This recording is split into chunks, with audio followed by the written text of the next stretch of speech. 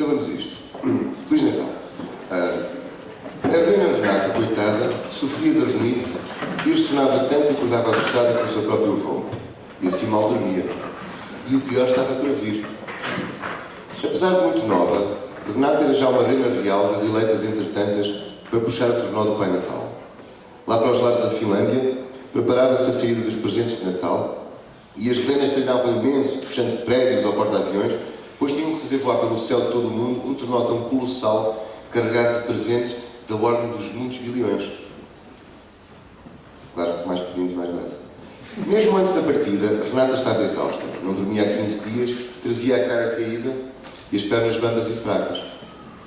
Faltavam ainda 6 horas, quem sabe uma bela soneca, um chá de valeriana. Ligou o despertador e caiu desmaiada. Acordou à meia-noite com o coração na garganta. O tornó já estava longe e ela saiu disparada, voando na noite escura, pobre reina angustiada. Em busca do Pai Natal, cruzou os céus da Europa, atropelando cegonhas, andorinhas e gaivotas, que só atravancavam no ar e nem sequer ajudavam, pois os pássaros não falam, pensou Renata algo snob, cuspindo penas de pato. Lá no fundo da Europa, na orla do grande mar, Renata resolveu descer, recolher informações e descansar, pois anda em plena Lisboa junto ao Largo de Camões.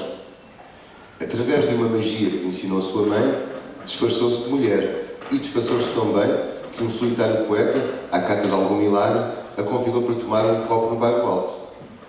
Parecia um rapaz tão esperto, tão delicado e amável, que Renata decidiu aceitar a sugestão. O rapaz olhava ao céu com ar tão entendido que seria bem provável ter visto o tornó perdido. Mas para não dar uma de rena e conservar disfarce, foi paciente calada, ao som da voz do rapaz que falava com clareza sobre coisas tão vagas, sei lá, como o fundo do universo, o tempo, o amor e a verdade. Renata, que não bebia, depois de 3 copos de vinho, já com brio articulava os verbos da filosofia e ria com segurança quando o poeta falava dos homens com ironia, da sua triste vaidade, da sua pobre folia. Mas ficou tão estarrecida, deslocada e desgostosa quando ele disse indiferente que o Natal era só prosa. Que aquele menino antigo, aquele Jesus tão distante, era filho de um pai incógnito e de uma mãe delirante. Que a história é uma construção, que o Natal é uma mentira, que as reinas nunca voaram e que ela era bem gira. Confundida, revoltada, lisonjeada e cativa, foi ficando embriagada e jurou mudar de vida. Sentia-se tão enganada, tão ingênua, tão criança, que o poeta lhe pareceu a sua única esperança. E foi num frio vão de escada, no hall de entrada vazio, que adormeceu fatigada, depois de uma estranha dança, depois de ser embalada pelo poeta da esperança. Parte 1. Parte 2. Um sonho até agradável, embora algo agitado, embalava Renata, a reina real que sofria de renite e que havia perdido o Pai Natal e que havia perdido a fé no Natal e, pelos vistos, havia também perdido a virgindade. Nesse sonho, Renata era transportada em braços perante uma multidão de gente em alvoroço que a aclamava. Ouvia passos e risos, gritos adultos de crianças, cães alegres a ladrar e música. Música de Natal. Doce melodias de amor e compaixão. No entanto, num repente, ficou tudo muito escuro e começou a chover, como se o mar despencasse do céu. Renata acordou no chão, indefesa e encharcada, por um homem que ria maldosamente e que segurava ainda no ar o balde de água fria que havia despejado sobre a pobre rena. Quase como no seu sonho, uma multidão apinhava-se para ver a estranha ocorrência de Natal.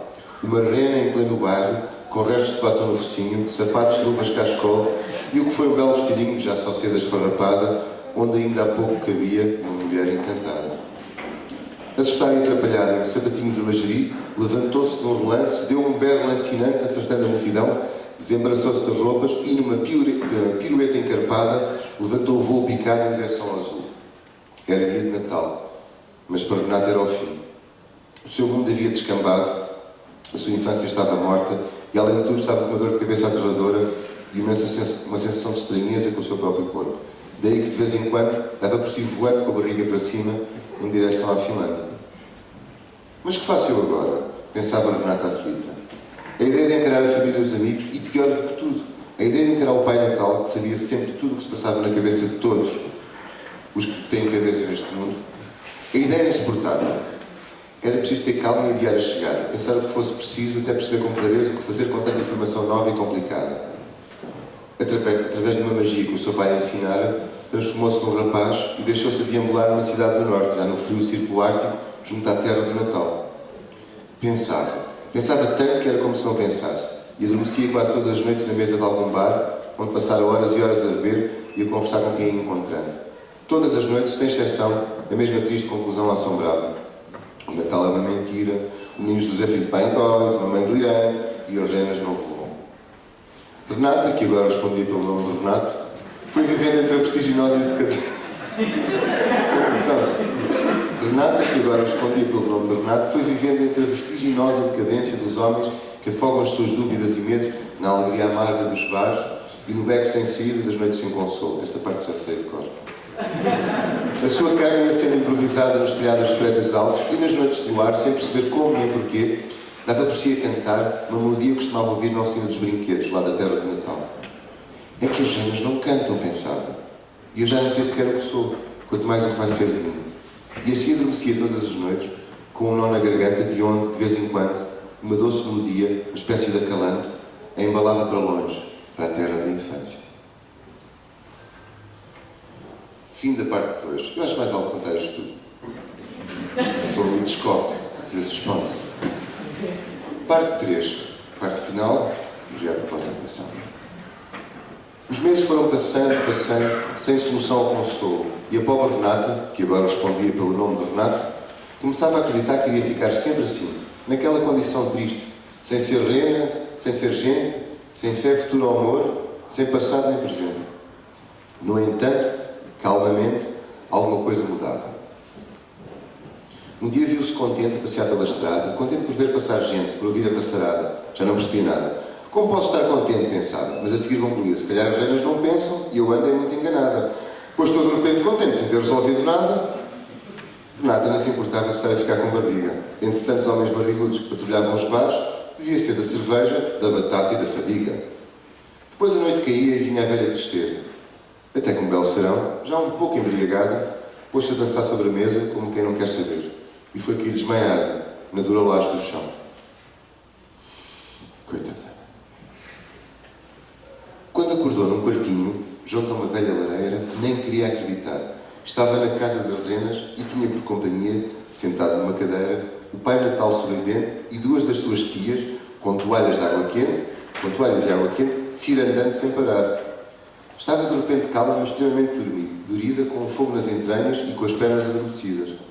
Quis falar, mas estava fraco e voltou a adormecer. Quando voltou a acordar, deparou-se com um quadro que lhe era muito familiar. Junto a ela, 3 reis magos olhavam como encantados para aquela criaturinha que o Pai Natal tinha nos braços. Um a um, com deferência, junto ao leito de Renata, pousaram as ofrendas e beijaram-lhe a pata. E foi numa doce paz que Renata compreendeu que o que quer que lhe aconteceu acabou por conduzi-la de volta para a sua vida e para o milagre do Natal.